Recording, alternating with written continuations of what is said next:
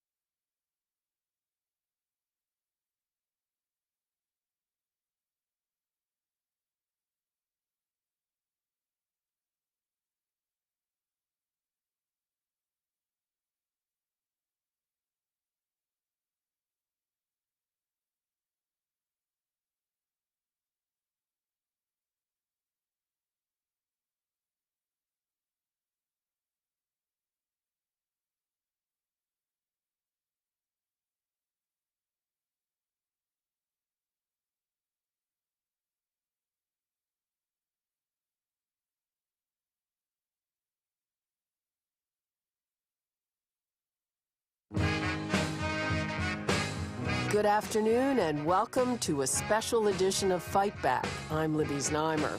It's high noon and we have a CARP Mayoral Debate live from Zoomer Hall. First, let's tee up the topic with a message from Moses. Attention, Libby, copy John. This is this week's assignment. The Toronto mayoralty election coming up on October 24th was shaping up to be a debate-free race. John Tory was sleepwalking to an acclamation, and he's still likely to win by an enormous margin, but finally, a few credible candidates have appeared to provide at least some semblance of a contest. Surprisingly absent are the left-wing names, the stars that you might have thought would take on this mayor at a time of total traffic gridlock, shocking deficiencies in garbage removal, and impaired access to various city facilities. So how come the Leightons and the Cressies are nowhere to be seen? Are they lazy or just plain chicken? Don't they believe that many urgent civic issues need a thorough airing? Or are they just hardened realists who don't want a loss on their records and are just biding their time for the election after this one? Too bad about the city going to ruin in the meantime. Please gather Toronto Mayor John Tory and 4 of the top contenders to at least bring some discussion to the fore, especially Zoomer-related issues which we believe should be front and center in this campaign. Moses.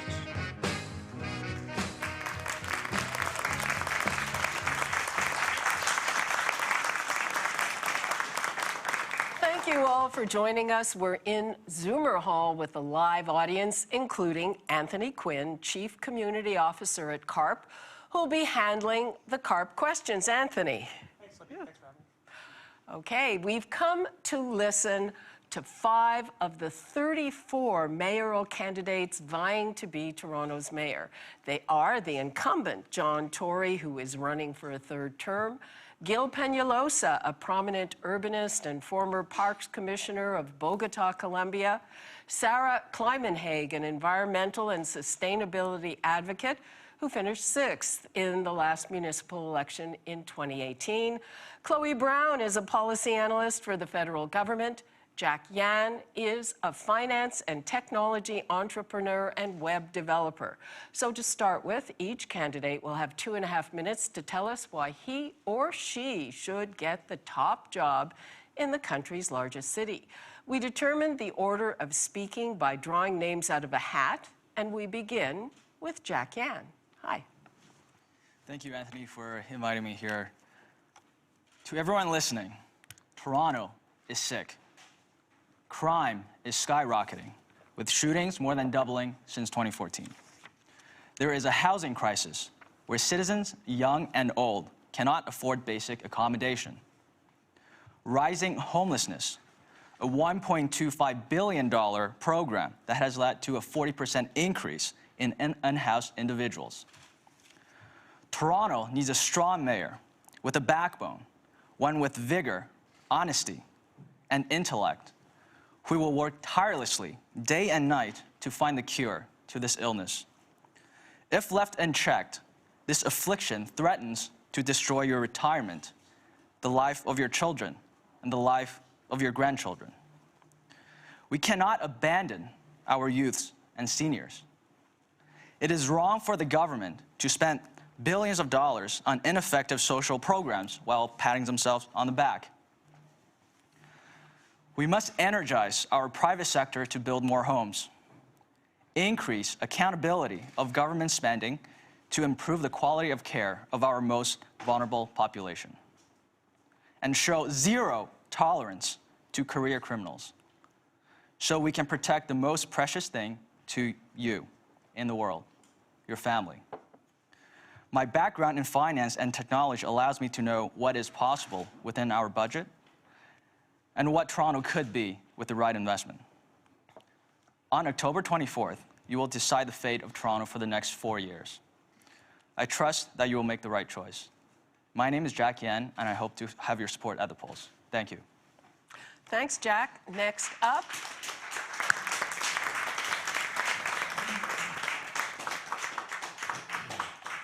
Next up is Chloe Brown.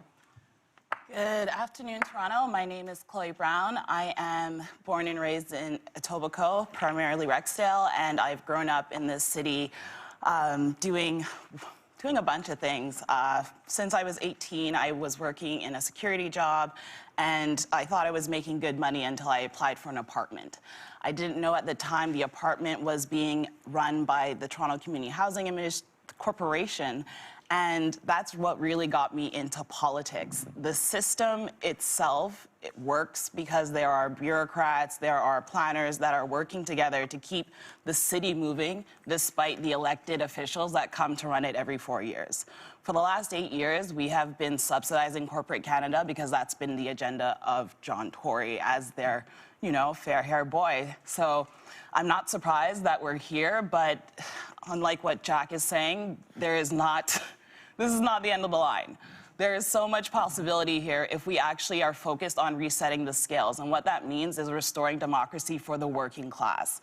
I'm here to move beyond left-wing and right-wing rhetoric after, since 2016, we've been put onto teams of you're left-wing and you're right-wing because you believe in this and you believe in that. Well, unfortunately, the working class are not that easily swayed.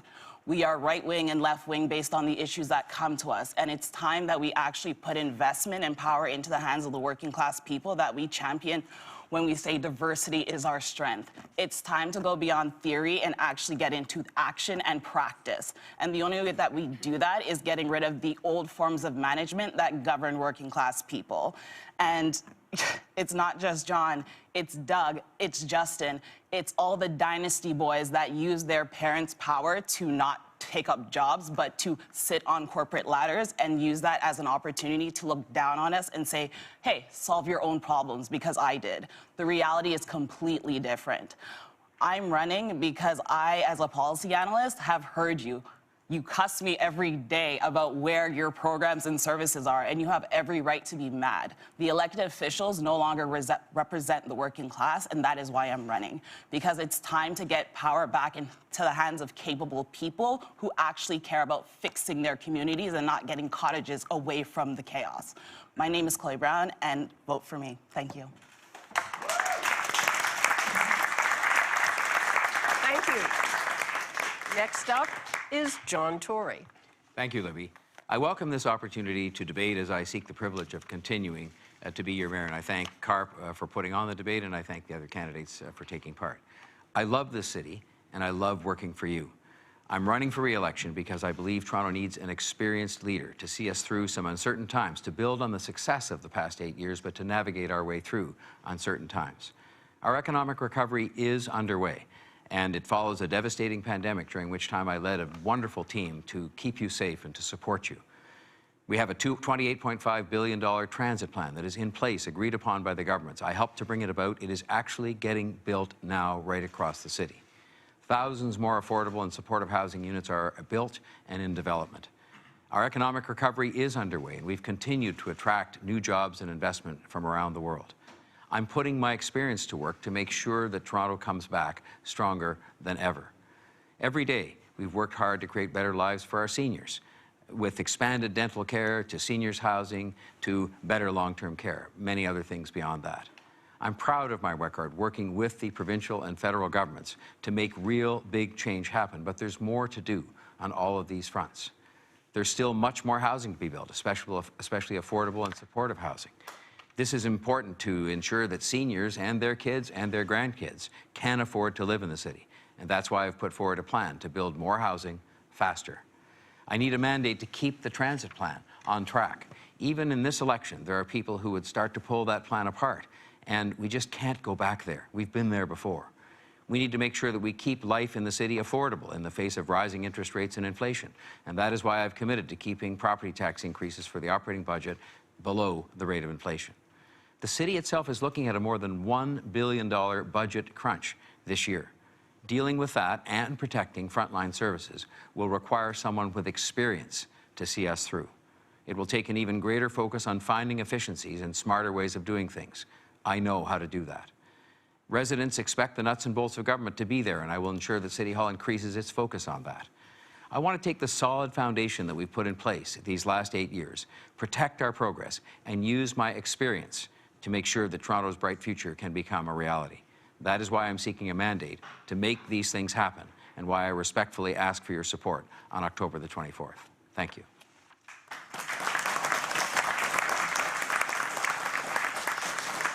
Thank you.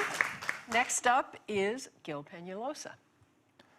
I am Gil Penalosa, and I'm very glad to be here talking about seniors and cities, because I've been working in seniors and cities for many years. I am the founder and the leader of the world movement 880 Cities. It's basic. What if everything that we did in our cities, the sidewalk, the crosswalk, the park, the libraries, everything had to be great for an 8-year-old and for an 80-year-old?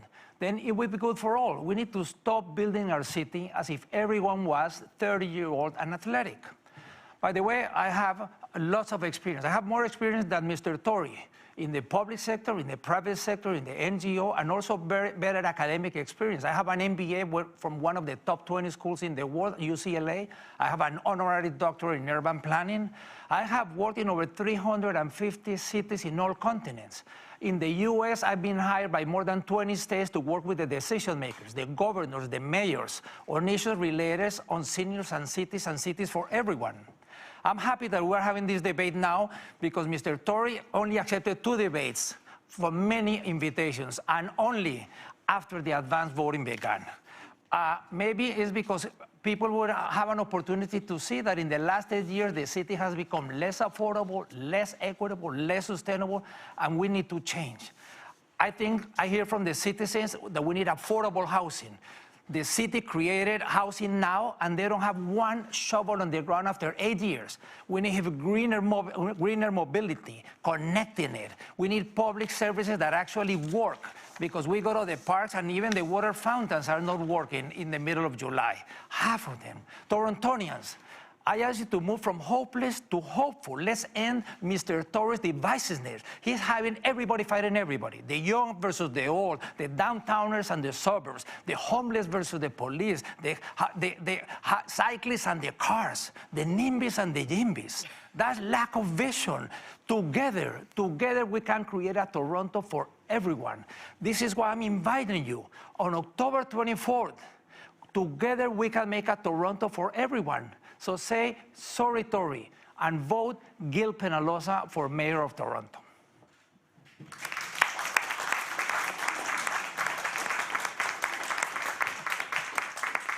Thank you. Next up is Sarah Climenhaga.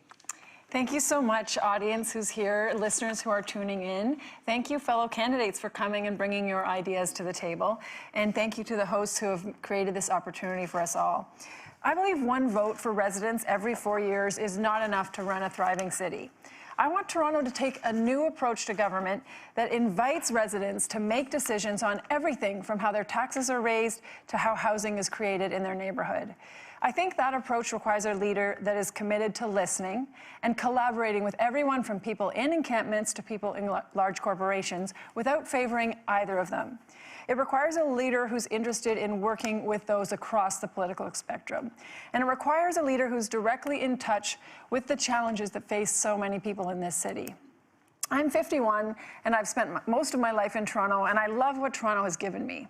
And I've spent hours waiting for the bus in the rain. I've arrived at libraries to find them closed. I've lost treasured local businesses, and I worry about whether my children will be able to afford to live in the city. My direct connection to these issues makes me highly motivated to fix them. I successfully advocated for transit, safety, and green space improvements that weren't there before I pushed for them. I know how City Council works through many hours spent trying to get councillors and the mayor to listen to evidence and people.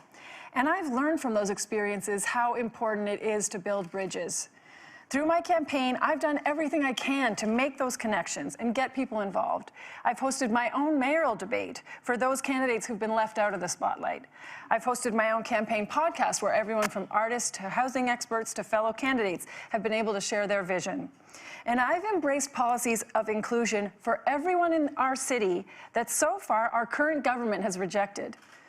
I'm excited about what everyone in this city has to offer, and I look forward to working together so that the next election, all of us will be joined by thousands of other Torontonians who want to make this city a better place. So thank you for choosing Sarah Climenhaga on October 24th.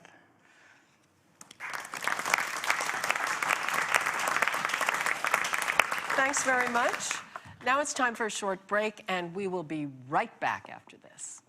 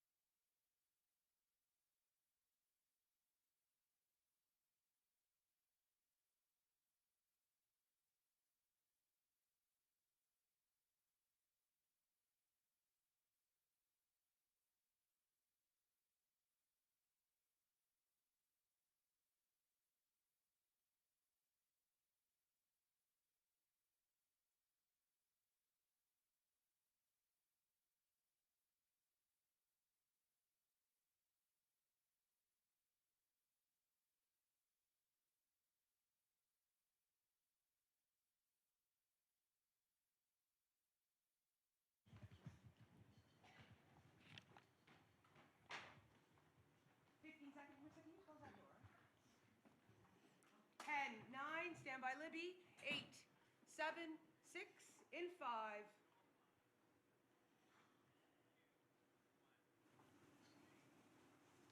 Welcome back. Nearly 500,000 people over 65 live in Toronto, and that's just under 20% of the population. If we add in younger Zoomers, that is the 45 plus, that number climbs to just under 49%. So how will the candidates make life better for them? We're looking for a lively and interesting debate, which is why we're not giving strict time limits for your answers, but please keep them to about a minute when Anthony directs a question at you, and after the answer, you can all weigh in respectfully and briefly. You don't want me jumping in to cut you off. So Anthony, you're up. Thanks, Libby. The reason for having a CARP debate is to ensure that the concerns of older voters are not lost amongst the many issues discussed and debated during the campaign. In this round of questions, we hope to hear not only your position, but also some solutions for these pressing issues. And my first question goes to Chloe Brown. CARP members tell us that their preference is to age in place, staying in their own communities and having access to housing and services that meet their needs. Toronto has a seniors housing strategy in place, yet thousands remain on waiting lists for affordable spaces. What is your plan to ensure that Torontonians can afford to live in this city as they age? Okay, so prong number one, rezoning. One of the biggest issues that I'm hearing from healthcare workers is that the rent is really high. So it's hard for them to provide affordable services, and they're also concentrated downtown where a lot of their banks and services are as service providers. So by rezoning the land, we can start by offering low-cost space to essential services and start bringing them to Scarborough, North York, and Etobicoke. Because in order for seniors to age in place, the services that they need should be co-located to their residents. And they shouldn't just be stuck in the downtown core. Seniors should be able to live, work, and play wherever they want to in Toronto. The biggest problem is that they have to come downtown. In order for us to actually challenge that narrative, we need to build not just affordable housing, but affordable industrial and commercial spaces. When we're looking at something like food security and the fact that Loblaws not only was a part of a bread scam for like 14 years, and they're still pushing up the price through inflation. We need access to vertical gardens, urban gardens. We need access to aquaponics. All these things can help us offset the cost of some fruits and vegetables that we desperately need while bringing down the cost of our grocery bills. Okay, so people have a chance to weigh in on what you said.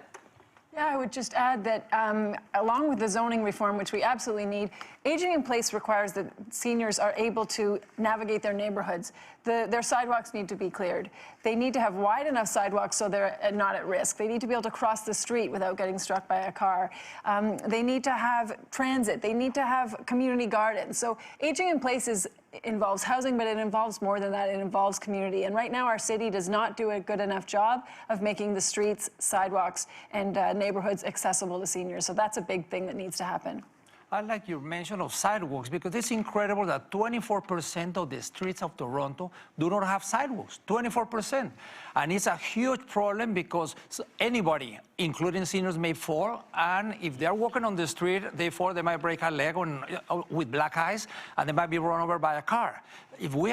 So the mayor has failed to build those sidewalks, and actually they have allowed councillors to veto anything doing sidewalks. Also, 80% of our cities for single-family housing. I plan to eliminate exclusionary zoning and allow anybody. Every single home can be subdivided from 2 to 4 units as people want. Many people are empty nesters. They want to age in place, but they cannot afford the house. If they split it in 4, they live in 1/4 and rent out the other 3. We're gonna have hundreds of thousands of homes as of right. Libby, I'm happy that there's quite broad agreement around this table behind an element of my 5-point plan for housing, which is to change the rules such that we can have more triplexes and duplexes and mid-rise development along transit. So I think that's important. I think the one question that hasn't come up yet is that of affordability. There are a lot of seniors who are either renting or owning, because renters pay taxes too indirectly through the landlord. And I think we're going to have to reassure people that they can stay in their homes, afford to stay in their homes by keeping taxes low. That's the one thing a mayor and a city council can do. And then beyond that, I think there's a lot of other things that we're doing now that we have to scale up, which are like the Renovate Home program, the Home Share program, which CARP has been a part of. These are things, the community bus that helps seniors to get around a little more easily and not have to walk as far to the bus stop. So these are all things I think that support the notion of seniors staying in homes, but also the question of affordability is going to be key to all of this. Small clarifications of 10 seconds. I think it's important when someone has been mayor for 8 years, he should talk about what he has done or not done in 8 years, not what he's saying he's going to do in the next 4. So the reality is that there has not been this program to allow people to subdivide their homes. Now Mr. Tory is talking about it in the next 4. Now let's see what have you done or not done in the last 8 years, so that citizens can decide. Thank you, Gil. Okay, so I want to talk specifically about affordability, because I think everyone wants to, everyone promised these things, but what does it mean to actually achieve that goal, right? And I think it's to cut down the red tape, meaning lower the time that it takes to get approved to build. And of course, I agree with all the zoning changes that Mr. Tory also supports. But in addition, we need to ensure that we're utilizing cities' urban planners to pre-zone the vast majority of Toronto so that we can quickly accept proposals to build affordable housing. Okay, so this is where duplication at the City of Toronto is the issue. John Tory has created an open house program, Create TO. There's so many different departments dealing with real estate, and it starts with cutting down the redundancy that has been created by the corporatization of processes. So when we're talking about red tape, it's really the corporations and their need to constantly meddle in public services. So additionally, we're taking a land value tax instead of a property tax that taxes the land instead of the properties that you put up there, changes the incentive to build and rezone land. If we're really going to talk about property taxes, there are people that are not paying their fair property taxes, churches, charities, and we need to apply an equal lens to everyone paying taxes before we even talk about lowering them even further, because austerity is here. Okay. Next question. We'll get to more of those topics as we go along, but that was aging in place. I don't know that aging in place was covered, so look forward to hearing more about that. The next topic is transportation, accessibility, and safety, and this question is for Mr. Tory. We have a very expensive Wheel-Trans program that often can't meet growing demand, subway stations still without elevators, And at the same time, older pedestrians still find it dangerous to cross the road in Toronto, all of which can increase isolation. How have you addressed this issue in your 2 terms, and how will you meet the need of a growing numbers of older and aging Toronto residents? Well, thank you very much for the question. I'll say, first of all, that we have expanded considerably our investment by millions of dollars in Wheel-Trans. And I think that that has shown to take away some of the delays that people have experienced in the past, because that was the major complaint people had. The system wasn't flexible enough, and that it took too long for them to get where they wanted to go. We've brought in innovative programs like the community bus, and I mentioned it earlier, that actually goes around neighborhoods and picks people up closer to their home, right at their home in some cases, so they don't have to walk all the way to the bus stop, which some people will do. I think what's also very important is what we're doing to the TTC. If you look at the vehicles that we purchased that all now, as they say, kneel down to accommodate people getting on more easily. If you look at the fact that I had a woman tell me that I'll go out and I want to use transit to go to the doctor, to go shopping, but I have to go down the 67 stairs at the High Park subway station and come back up the 67 stairs, and it just doesn't work if I'm carrying a bag or generally. That's why we're putting in elevators and other kinds of accessibility features in all of the transit stations to make sure that people can stay mobile and get around the city, because it's crucial to not just staying in place, but to staying healthy for people to be able to get around the city. I can speak a little bit about the TTC.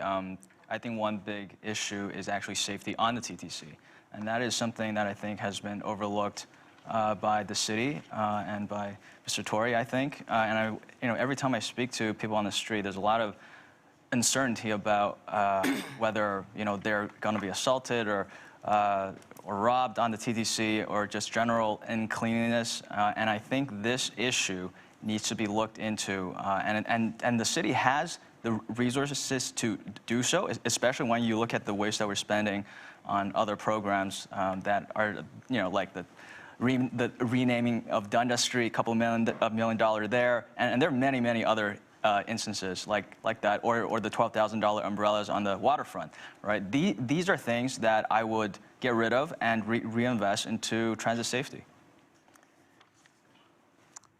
Go ahead. I would transfer Wheel-Trans over to Toronto Public Health. It should be a dedicated accessibility route that is managed between a network of local health integrated networks, so that there are dedicated routes and ecosystems that seniors use, and they're only for seniors. Additionally, when John Tory decided to make 12-year-olds ride for free, it really put the cost on seniors and the rest of us to subsidize those rides. The seniors could have paid like $1 for the same ride, and that could have brought down the cost of transportation. But the goal was to make families happy, and this is where democratizing the system becomes really essential, because, yeah, like, I don't mind subsidizing seniors if that means they can actively age and do it well. But if I'm subsidizing kids as well who have parents that can pay for it, it makes the scales unbalanced. So making sure that we have senior-focused policies and programs across all of our departments is essential, and it will also help by creating a first and last mile connection for a lot of seniors across the city who don't necessarily want to go downtown for their services. So I'm going to jump in there about fares, because you mentioned child fares, and it's one of the things I've actually been happy with, that we've had free child fares. As a mother, it's made a huge difference. But I have heard from so many seniors who say, why can children ride for free, but we can't? We're on a fixed income. We need access to transit. And I totally agree. And free senior fares is the next step, and it's one I've already committed to with my platform. We need to pay for Wheel-Trans, but we need to make sure older adults can stay on the TTC as long as possible. And how do we do that? Well, we have the free fares for transit for seniors. We don't have any more broken elevators. We make sure frequency of service is reliable. And we work on our roads so that they're safe for seniors to walk to the bus stop and they're accessible. I want to reallocate road space so that on every road there's at least one lane that a senior can safely occupy. And that makes our whole city more accessible. So doing all these things, and the issue of funding for TTC is a real one. Of course, we don't want to have free fares at the cost of service, but we can do both. We can have high quality service and free fares for seniors. I think that every senior knows that every trip begins and ends by walking. We walk to the car, we walk to public transit, and it's not safe to walk. What the city have done is only these ridiculous signs that says senior safety zone begins and 3 blocks later senior zone ends. Shouldn't our whole city be safe for seniors and for everyone? So this is something that is simply basic. Of course, also on public transit, we need to make it free, but for the people, for 3 groups, the seniors on fixed income, the people with disabilities, and the people on welfare. It's not about giving to everyone because, of course, we don't have money to give it free to everybody. Like you just said, the children, giving the wealthy children free, it doesn't make any sense. In 2022, we should be subsidizing by need, not by age. But seniors on fixed income should have free public transit. Which brings us to the question of affordability. It's a big issue for everyone, but especially tricky for those on a fixed income, Anthony. Thanks, Libby. The next topic is affordability, budget, and taxes. And this one is for Ms. Climenhaga. Inflation and rising costs amongst all categories can make it almost impossible for many to live and thrive and even enjoy life in a major city like Toronto. What can taxpayers, especially those on fixed incomes, expect if you are our next mayor to help them weather the rising cost of living? Well, first of all, I would like to go to seniors to ask them what's the best way.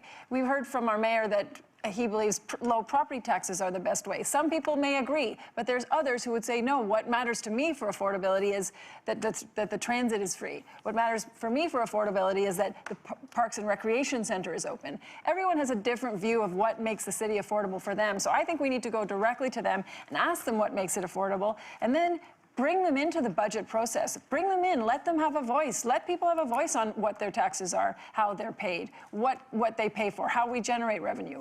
People have a lot more to contribute than we've allowed them to. And I think by opening up our budgeting process, by making it clear, transparent, our politicians fully accountable for every dollar that gets spent, that's how we make this city affordable. That's how we improve quality of life in this city. And that's how we give residents what they need, by asking them and getting them involved in the decision. 5 seconds left. Everybody. Okay. So the affordability question also comes back to rezoning. A lot of the issues that we have in terms of getting the services that we need is that they're too far from us. When we're talking about like a 15-minute neighborhood, that means having healthy grocery stores, it means having recreation, it means having medical services, therapy, and that can only happen if we change the way that the land is used. After World War II, the standard of living was the single-family home with a fence, and that has carried on into now. The reality is that we all need different types of housing because our bodies and our situations change. During the pandemic, like both my parents' partners died. It really changed the way that I had to function because like all those promises of, yeah, I'll take care of you when you get old, they came real. I can't afford a place to put both of my parents. And the reality is that they'll need apartments in the future, they'll need to downsize, and the only way that we can do that for them is by building mid-rise, high-rise buildings to make up for the fact that every story of lost affordable housing drives up the cost of building housing. So sorry, go ahead. We've got to... Libby, I think what we really need to focus on affordability on this discussion is what a mayor can do in the position that we're all seeking. And we don't have control over some things, but we do have a degree of influence over things like the TTC, which we've been discussing, and we have discounted fares for seniors. I'd love to be able to promise all kinds of things, but the discounted fares, we have something we introduced called the hop-on, hop-off 2-hour transfer, which means you can go, if you're a senior, to a doctor's appointment and come back and not have to pay twice. A significant discount for seniors. We have a 50% discount for all seniors on rec programs they participate in. But then most importantly, and most importantly meaning in terms of the quantum of what seniors have to pay each year, whether through their rent or as homeowners, is taxes. Because it's a big bill relative to all these others, if you think about it. And if we want people to stay in place and remain healthy, we have to keep their taxes reasonable so they can stay in their homes financially. And that is why I've pledged to keep increases in property taxes for the operating budget below the rate of inflation. So in terms of affordability and what the city can do, I completely agree with John in that the city can't promise everything, okay? But what we can look at is where we're spending money. And in my opening remarks, I talked about the $1.25 billion SSHA program, which we spent on social housing and homelessness support. That has not caused homeless to go down. It has increased, and we're almost at 10,000 right now. So that is a big area where I want to look into, so where is that money going? And through that, I would like to actually offer free TTC for everybody. That is possible according to my budget calculations, and you can find that on my website. And another thing I want to talk about is the improvement to public amenities like libraries, gyms. All that stuff is important, and I don't think we should be cutting funding for those when we have this giant tumor on the budget that is not being looked into, and I believe for political reasons. I'm sorry. I think from the point of view of affordability, it's very important to talk about equity. For example, when we lower from 325 to 225 public transit, for the wealthy people, it doesn't make any incentive. But for the low income, 225 is way too high. So for the seniors on fixed income, we should have $1 a ride or free. Same thing for people on welfare, and same thing for people with disabilities. So we also have to provide a lot of the services. The reality is that from the affordability, for example, we should not just focus on people that own homes, because that is Mr. Tory's only concern. Property tax, property tax, property tax. How about the people that are renting?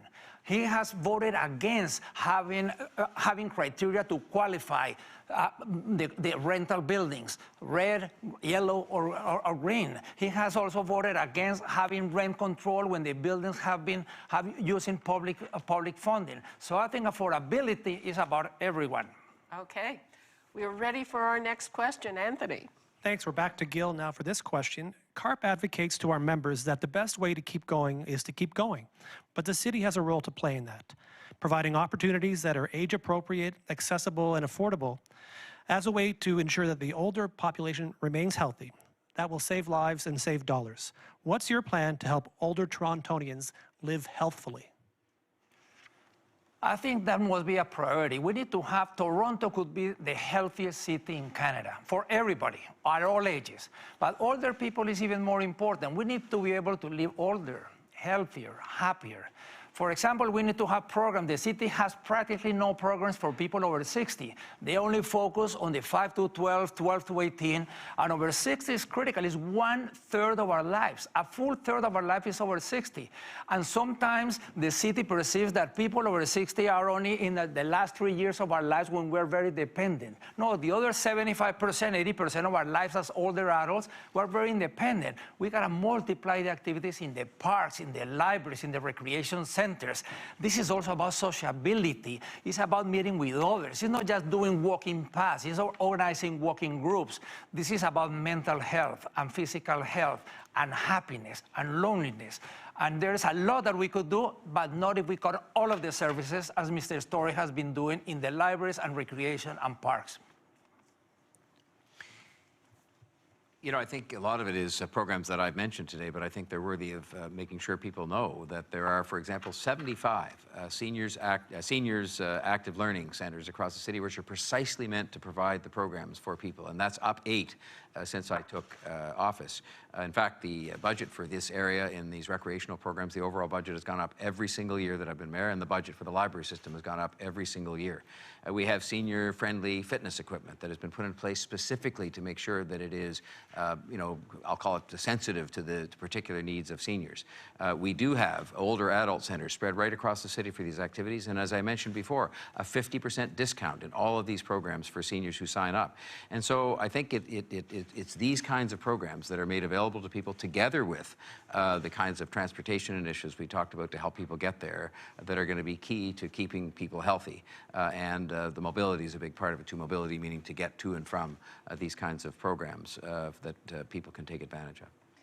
Just jumping in, since you said the library budget has been increased every year, I thought that this year the library budget wasn't being increased. And this is one of the things, is that low property taxes doesn't just mean low property taxes. It means other things will be cut. Now, I'm not going to stand here and say we have to have higher property taxes, no more than I'm going to promise free fares for seniors. But I am going to say, as a mayor, I'm committed to that. I'm committed to free fares for seniors, and we can do it. The city can do anything. The city is all of us. And it's true. What can a mayor do? A mayor's one person. A mayor has only so much hours in the day. But if the mayor engages all of the city together to make the decisions together on property taxes, to make the decisions together on how to fund TTC, to make the decisions on which community centers we have, on opening up labor issues. We still are restricting people from accessing being lifeguards because of the vaccine mandates that we still have. We need to get rid of those labor shortages so that we can have lifeguards at our pools, so we can have our libraries open. So if we get the whole city involved, it won't just have to be the mayor who does everything. It's all of us doing it together. And we as a city need to decide, what do we want? Do we want low property taxes? Do we want a cleared budget? Do we want libraries? Do we want transit? What do we want? Let's decide together. Sorry. I think it's kind of hilarious to hear like the mayor can only do so much, because if we've been watching recently, Doug Ford is kind of the mayor now because John Tory hasn't really challenged him. He's given strong mayor powers to Toronto. And during the pandemic, we all watched as the government created all these income support programs to help people. So I do not buy that the government can only do so much. The elected officials choose to do so much. And this is where, when it comes to senior recreation and affordability, we have public boards, over like 100 for agencies, boards, and committees that are in the city. If we are mandating that seniors sit on all public boards, we could have the representation we wanted. It is a matter of like the elected officials actually going to bat for the people that they're supposed to represent.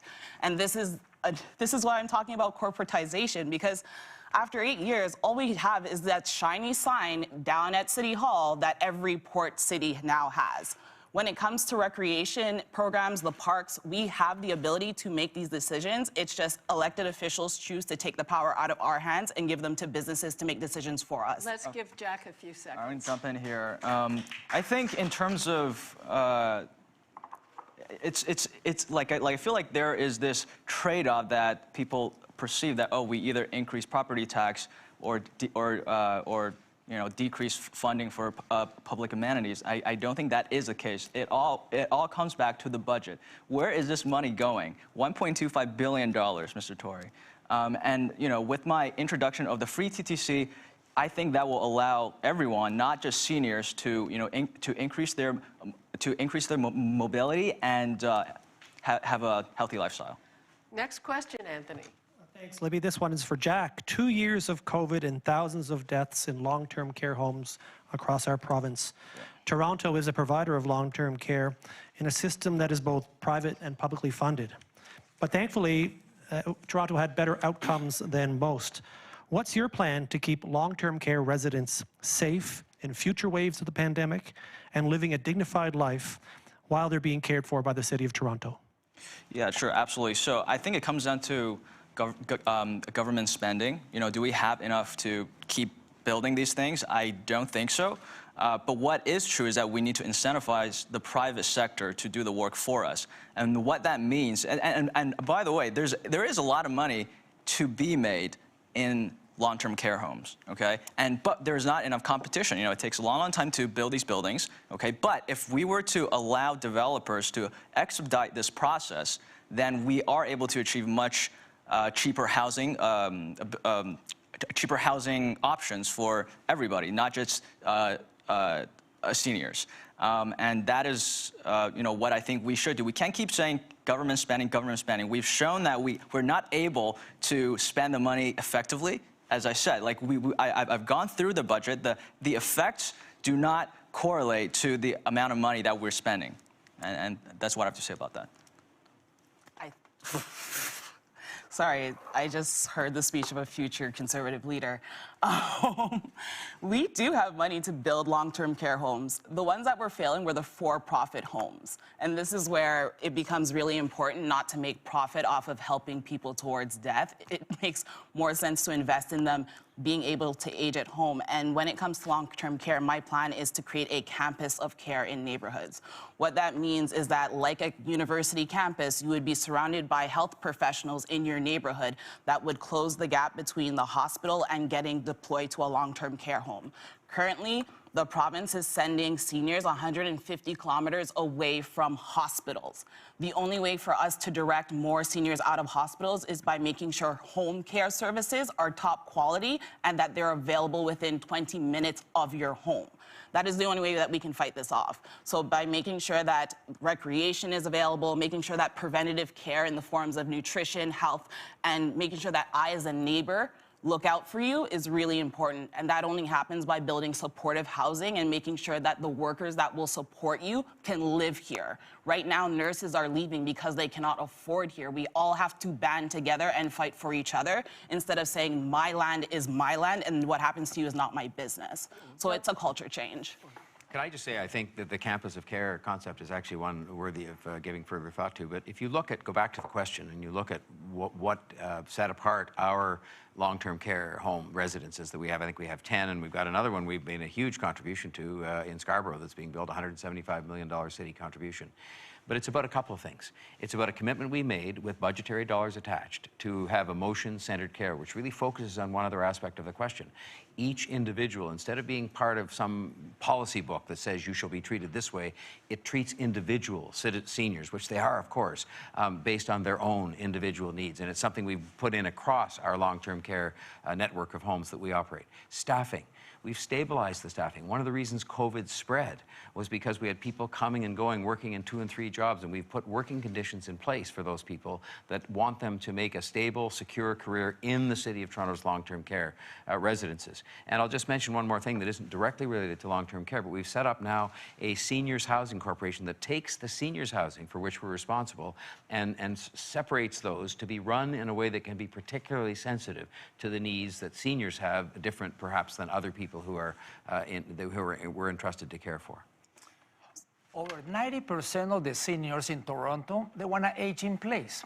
So what we need to is facilitate that people age in place. So when anybody turns 70, we are going to have a program similar that they have in Denmark, that we're going to visit those homes and we're going to analyze what do they need so that it's safe for an older person.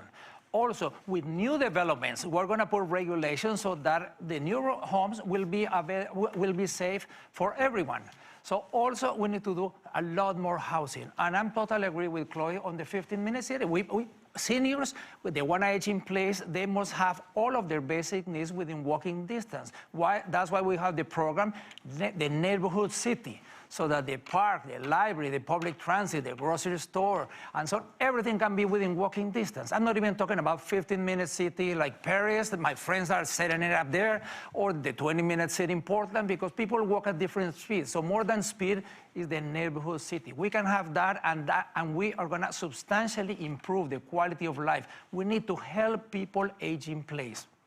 So how we keep long-term residents safe in future pandemics. Now, I'm not a doctor or an epidemiologist, so I want to hear from the long-term residents and I want to hear from those in charge of them what the mayor should do. But I can tell you what I think a mayor shouldn't do, because as Gil said, what we need to do is keep people healthy so that as few people as possible need to go into long-term care homes. So how do we keep people healthy as older adults? I can tell you what a mayor shouldn't do. They shouldn't tell grandparents they can't hug their children. They shouldn't tell children they can't come and bring food and care for their parents during a pandemic when what's most important is family. We shouldn't tell older adults, we shouldn't close the opportunities for them to have recreation. We shouldn't tell them what medication they have to take. You should not listen to Sarah Climenhaga for healthcare advice. You should listen to your own doctor and to your trusted advisors. And I don't want to close close playgrounds, tape off benches. That's what a mayor shouldn't do, because these things are critical for health. So it's really important. Thank you. Okay, it's time for a break. We'll be right back.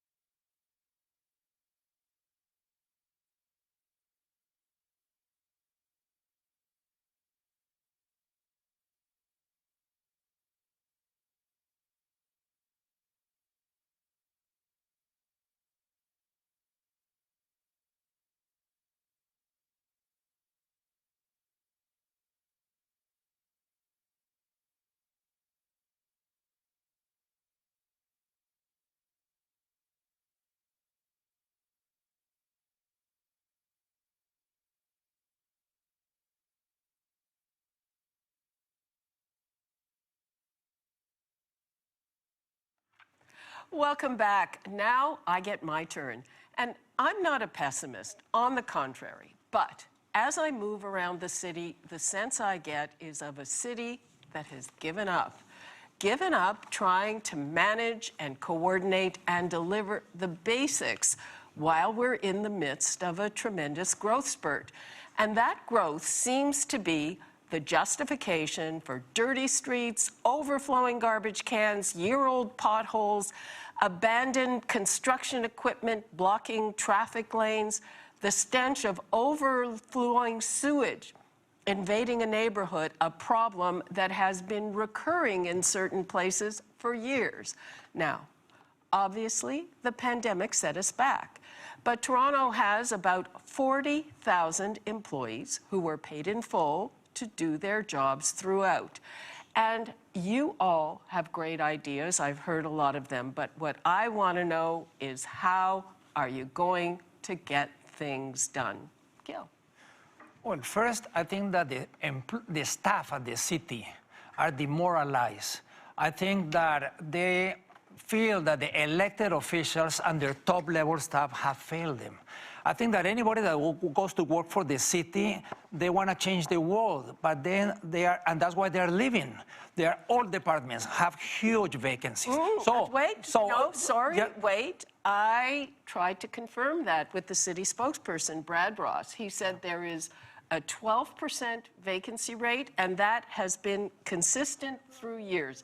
No, it's much higher now in places like the planning department. But anyway, I'm going to work with them. They're magnificent people. My priority is going to be how to reignite that flame of wanting to work with the city. So I do think, and I think that we could do a lot better. I don't think the problem is staff. I think that we need to elect not only a new mayor, but also a lot of the new councillors, and maybe do some changes at the top. But the majority of the staff, I think they are good if they're motivated, if they're empowered, and if they're allowed to actually do their job. So when you say changes at the top, you mean that you would take out a few senior bureaucrats? Yes, I think so, because they have been failing. When we see the parks, that they don't even open the water fountains. Half of them were not open in June. By the way, the mayor didn't know that until after 8 years as mayor. Maybe it's time that we have a mayor that actually walks or takes public transit or uses public parks as a normal part of their leisurely life. Yes, if a person cannot even open the water fountains before half of the water fountains by July, obviously that person should not be running parks and recreation.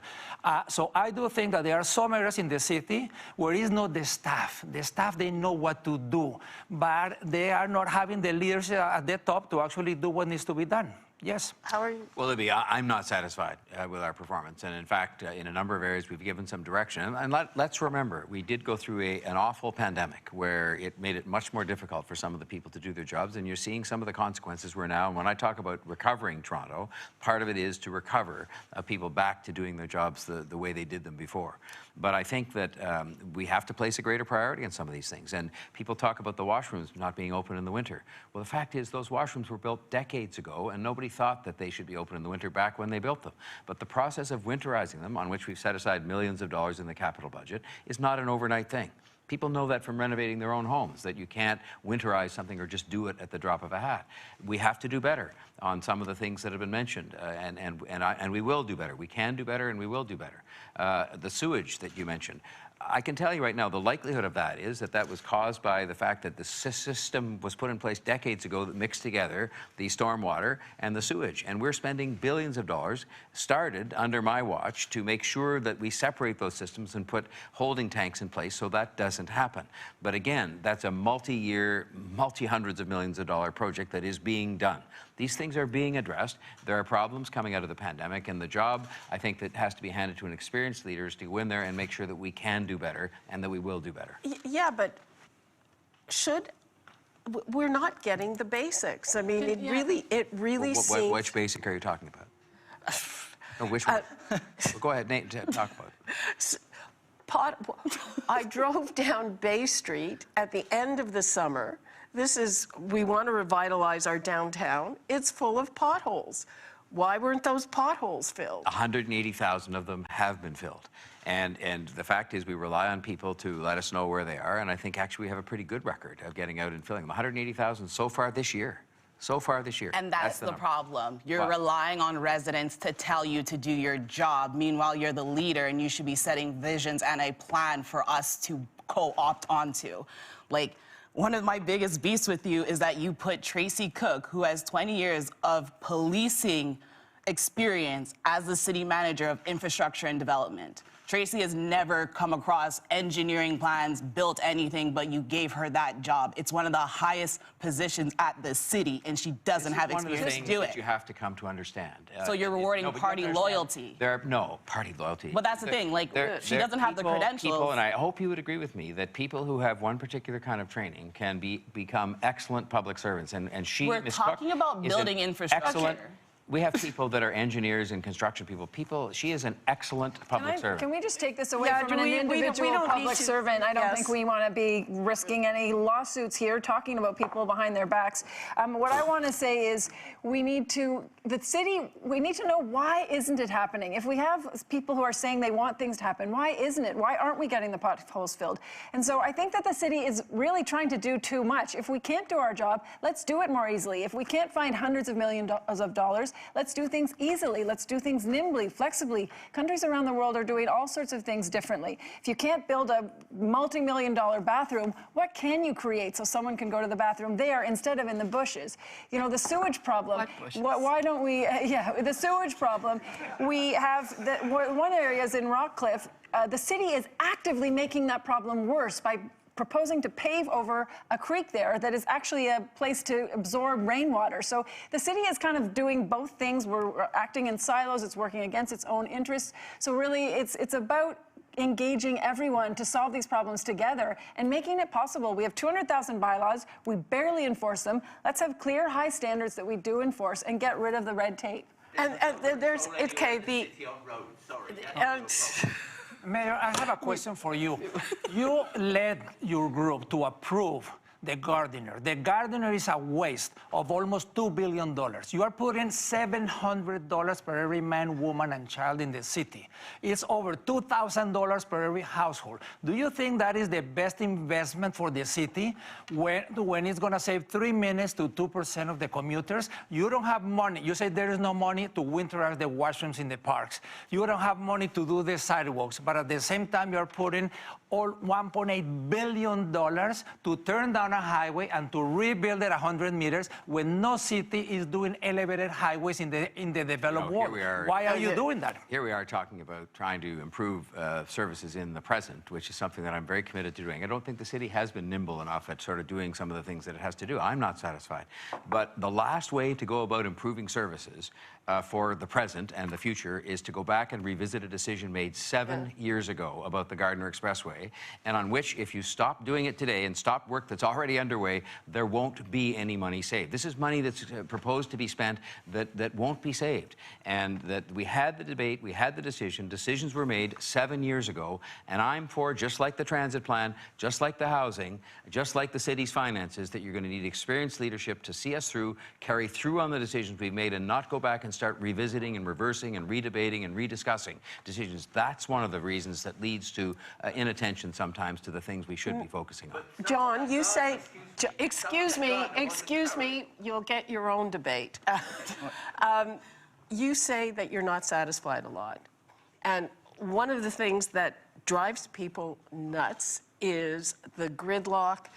And it just seems like every developer that's building a condo just does whatever the heck they want. And streets are closed without any sense. Even before this morning, when there was a reason to close King Street in 2 directions, the way it worked is that in the afternoon, to go northbound from here, you basically had to do something that may or may not be illegal. So we've talked about coordination in the past, and it did seem to be happening, but it seems to be gone. Part of the challenge for us, and the coordination is happening both through the attempts that are made not to have construction happening everywhere at the same time, and also through the creation of, I think, 5 now construction hubs in the city where areas of particular intense activity, the city has the authority and has taken the authority under my leadership to say the cement trucks can't come to that project at that time because they're going somewhere else, and so on. This is a safety thing as well. But what I will say to you is this: I will not have us slow down on the public works construction that replace the very sewage pipes that you raised in the first question, that put in new water mains to replace ones that are 140 years old. When we're building buildings, when the city is growing by 70,000 people a year, they have to have safe water. They have to have the sewage taken away. We're putting in the infrastructure, $1 billion worth of infrastructure every year to do those things. And we have public transit construction. Everybody's in favor of that around this table. That is the key to gridlock in the end, and we're putting in $28.5 billion worth of transit. I want that plan to get done. That contributes to the traffic that you talk about. And then last but not least, one more thing, private construction of residences and buildings. All the housing we all talk about, whatever form it takes, it has to get built, and it is causing some interruption in the traffic, but it's got to get built, and we have to try and manage traffic at the same time. So, John, like I feel like everybody is promising, oh, like we're doing these things, but people are saying, okay, we don't see potholes being fixed. So, like, the reason for that is there's no one being held accountable at the council level. You guys are more concerned with debating about changing a street name and how much you spend on waterfront umbrellas rather than looking at these local issues. And I think we have to hold these councilors accountable, and that's the process that must be done. In that you can't just overall, put everything into this one big promise. Oh, we're going to improve public services, but what those things differ in various areas, right? Like there may be more potholes in certain neighborhoods, whereas we may need more garbage collection in a different neighborhood. And this responsibility should lie for each city council, and the mayor should really listen to the input of these individual councilors. So really just give more freedom and responsibility to individuals. You wanted to jump in there, Chloe. Yeah, so the housing plan that he's saying is his is Justin Trudeau's. The transit plan that he's championing is his is Doug Ford's. Everything that he's saying is his. He rode the coattails to victory. And at this point, that is what I expect from leadership. It just downloads its responsibilities, doesn't want to take responsibility for anything, and then will co-opt someone else's project and say, this is mine and I did it. Like, I'm not done speaking. I'm not done speaking, you John. have to work with other people. You have to work with the other governments. Yeah, it's essential I've watched for the you city to work with the other governments. So, John, I watched you work your way through the federal government. John, you've been working your way through the federal conservatives in '93. You worked your way through the provincial conservatives in 2009. Now you've worked your way through the municipal government. Enough. Like, enough. Like, I literally cannot give you any more time. So, listen, I'm just going to jump in here because we've all felt this frustration when things aren't working. We get angry, and we get angry at our political leaders, or we get angry at bureaucrats, and it's a legitimate emotion, and I felt it too.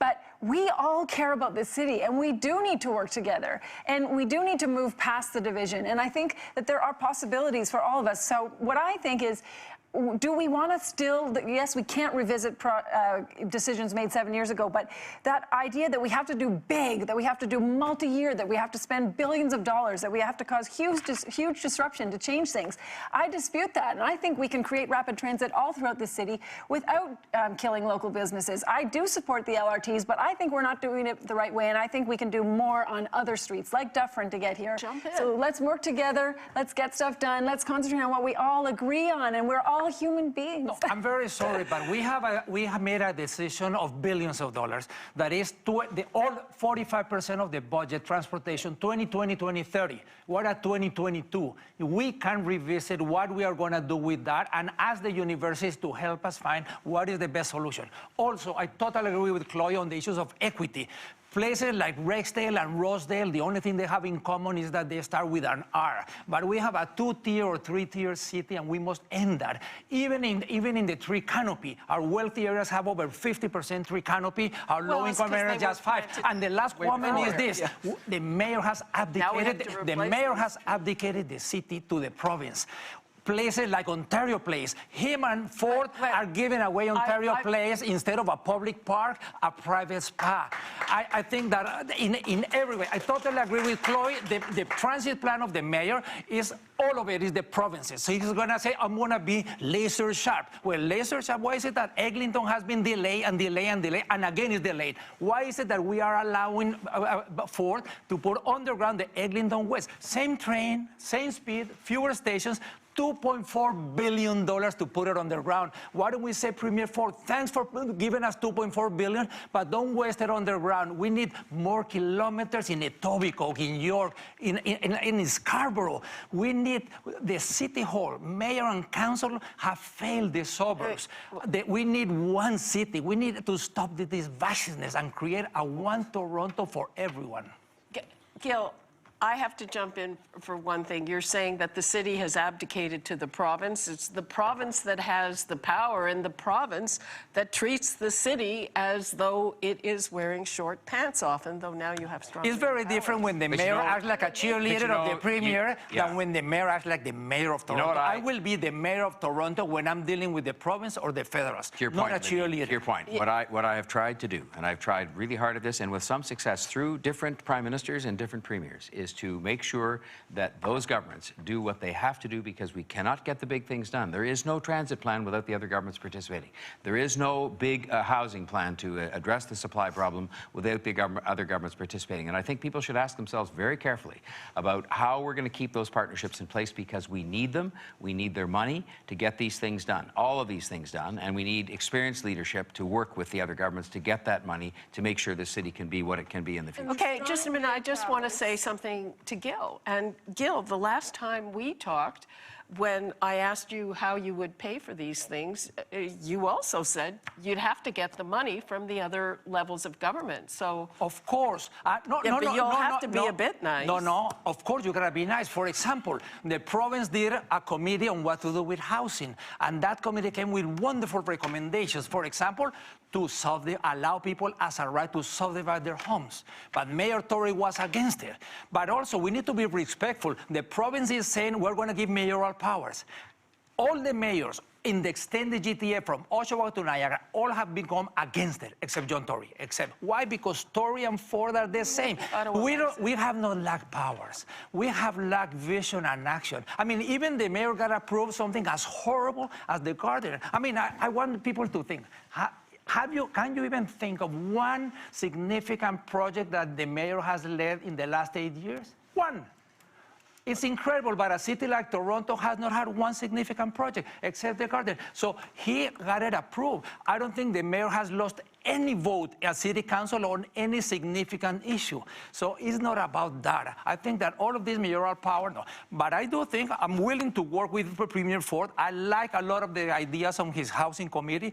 I'm also willing to work with Trudeau. I think, but respectfully. You wouldn't have a choice about working with him. I just want to add, Libby, since you mentioned those strong mayor powers, that strong mayor does not mean strong against this province. It means strong against the residents. That's what strong mayor powers give. Against the councillors. Well, the councillors are elected by residents. So if a mayor overrules councillors, they're overruling residents. Get reelected.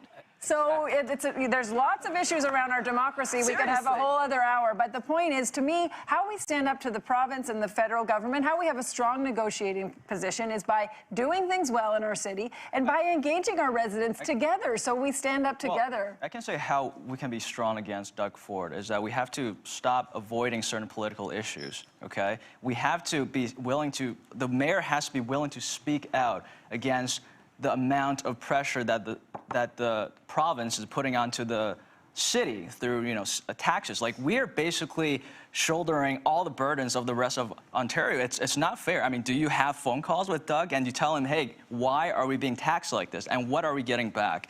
And I don't think, from what I've read, we're paying four times as much taxes